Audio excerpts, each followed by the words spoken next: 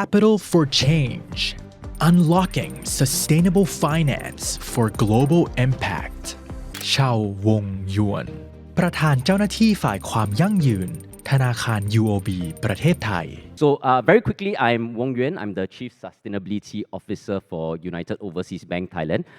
UOB is the second largest foreign bank in Thailand, and we of course play quite an important role in the Thai economy when it comes to financing. Now, to your question, Right. How Thailand compares to the peers in ASEAN when it comes to sustainable finance adoption. Now, let's break this up into two parts. So, number one, sustainable finance adoption. Now, when you look at that, it's essentially a question of supply and demand.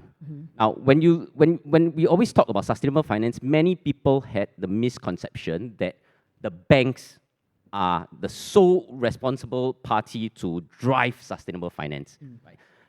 We are an important part, no doubt, because for banks, our key purpose in the economy is to allocate productive capital to drive economic activity. So yes, banks are an important part. But if you look at the whole equation, there are three parties involved, right? Banks, financial institutions is one. Corporates, it's another one. And then governments. So let me put an example. If a bank has very advanced sustainable finance solutions that can rope in everyone to participate, but if the corporate doesn't have the impetus, doesn't have the drive to actually adopt sustainable technologies, they won't pick up sustainable finance, right? So it's a supply and demand conversation. Now, I mentioned financial institutions drive the supply. Corporates drive the demand, right?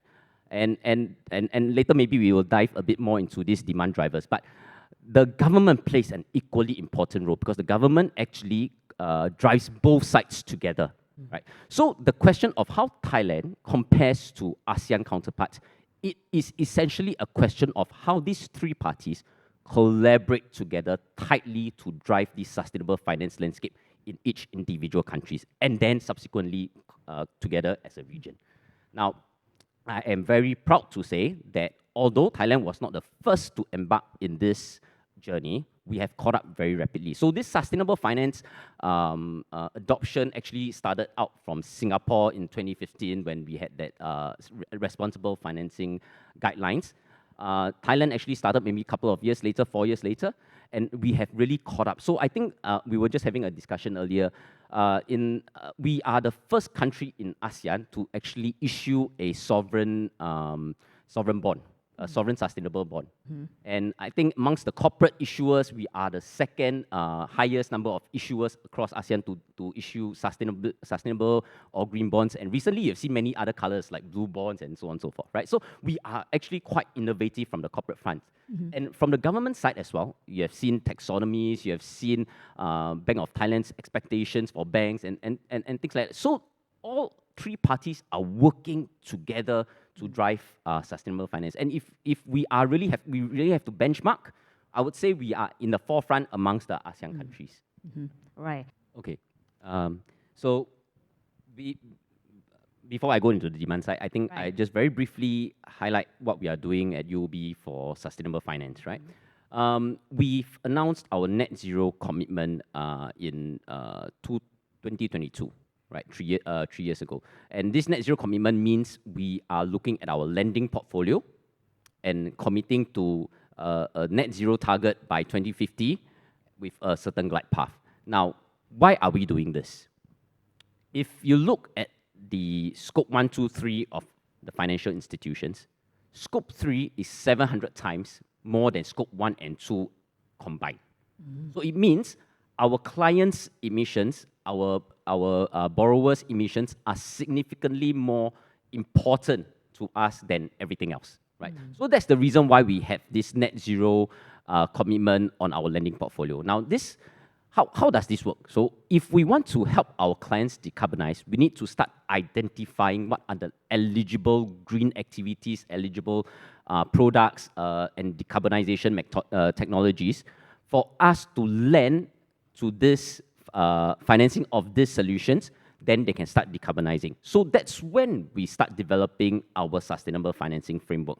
We started off in 2019, and now we have 7 frameworks. We have the transition financing framework, which helps the brown sectors to transition towards something less brown or more green, or towards green, right?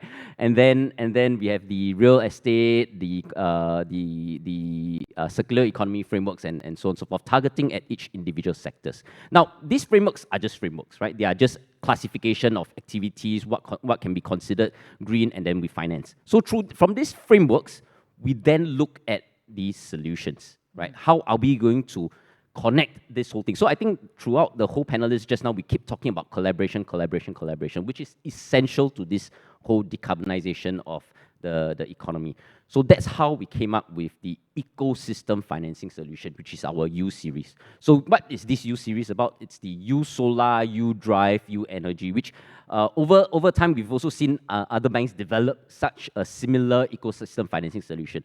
Why is that so? So if you look at this solution, we are trying to cover the whole value chain. So for example, on the energy side, right, we are looking from the project developer to the EPC contractor and to the end user as well. So at each point of the value chain, we have a financing solution that takes off certain credit risk of each borrower as well, and when it comes to the repayment of this solution. So the idea is we connect this whole ecosystem and then we lend. Now, I'm proud to say that U Solar has been doing very well in Thailand. I think we've benefited about 1,700 homeowners. So it's like what Dr. Sarini said, right? One of the main solutions that banks have seen an increased uptake is solar financing. Partly because the technology is available, and partly because it is something that people know straight away. This is something I can do immediately, right? So we've seen on that. And I'm also very, very heartened to say that for UOB Thailand, we are placing a lot of importance on sustainable finance. If you look at our loan books, last year, about 15% of our outstanding loan books is sustainable finance.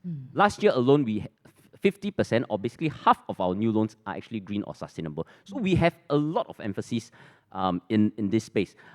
We are also very proud to see all the other banks picking up this. So you've seen the local banks declaring high sustainable finance numbers and targets as well. So we have seen a very big traction, because when the whole financing ecosystem moves together, the demand will pick up as well. So back to the question on demand.